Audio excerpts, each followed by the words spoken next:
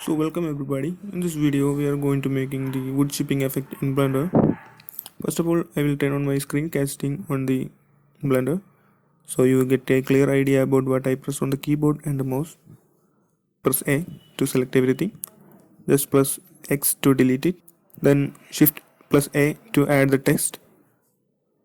And press R to rotate and rotate it in 90 degree in X axis. Hit the tab button. Use the backspace button in the keyboard to clear the text and add the text we want. Hit the tab button, click on the object data property. In the alignment, we can change the alignment of the text, so we can adjust the spacing between the letters also here. And under the geometry, give an extrude value of 0.1. It gives some offset also. So we need to give some bevel. For that, give a bevel depth of 0.04. It will produce a curved edge in the text. Now the text is almost ready. Next we want to add the cube.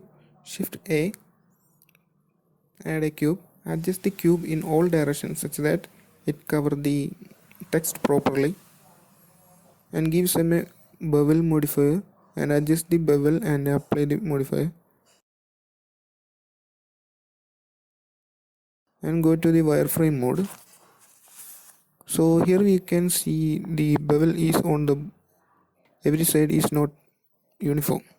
So for that, select the each side and scale it in X direction by 0.2 and adjust the side to cover the text properly, and add a remesh modifier to the cube.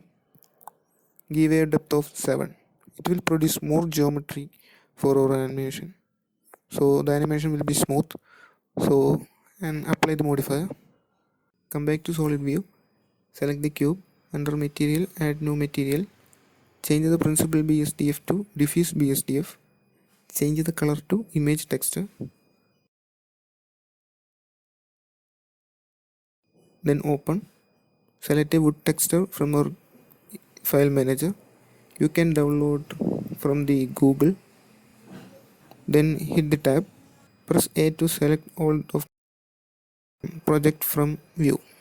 We'll project the image texture on the cube, then hide the cube and select the text. Right click on the text and convert to mesh. Now the text become mesh. Unhide the cube. First select the text, then select the cube. Press Ctrl plus L and link material. The material of the cube now copied to the text, and add a plane for the background and scale. For that, shift A, plane, and adjust it below the text and scale it by 10 and give a dark color to it in the material. And next is to add the light for our animation. For that, shift A, from the light add point light,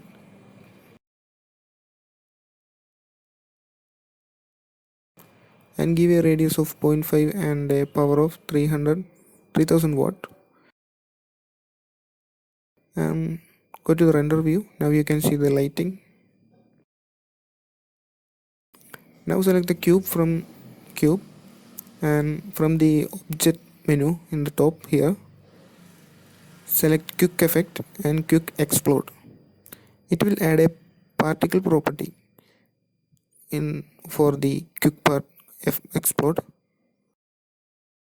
and in the go to the particle property. Now here you can see adjust the number of the particle according to your animation. We can change it according to our animation if we need it, and give a starting frame 20, and that means this chipping effect start from the 20th frame and end at the 70th frame, and give a lifetime of 100. Now play it, so you can see that it working properly, but it is random. The chipping is from every side, so we need from the left side to right side. For that, in the particle property, go to the bottom down side. In the texture there, click on the new, and a new texture is created. So then go to the texture tab, select the newly added texture, change the type to blend. Now press the play button. So here you can see now it is working perfectly from the left side to right side. Then select the cube. So you can see that the chipped particle have low thickness, so we need to add some thickness. For that, select the cube, add a go to modifier, give a solidify modifier, and give some thickness and apply it. Select the plane. In the physics property, make it collision, so the chipped particle will not go below the plane, it will stay on the plane. Now the plane is an collision body, so give a damping of 1, given friction give us a 1, and select the text, make it as a collision body also from the physics property, and add a camera now, and press N on the keypad. You can see the side window is opening. Under the view, select low camera to view, just tick that. Now we can adjust the camera according to our need and render the animation. Thank you.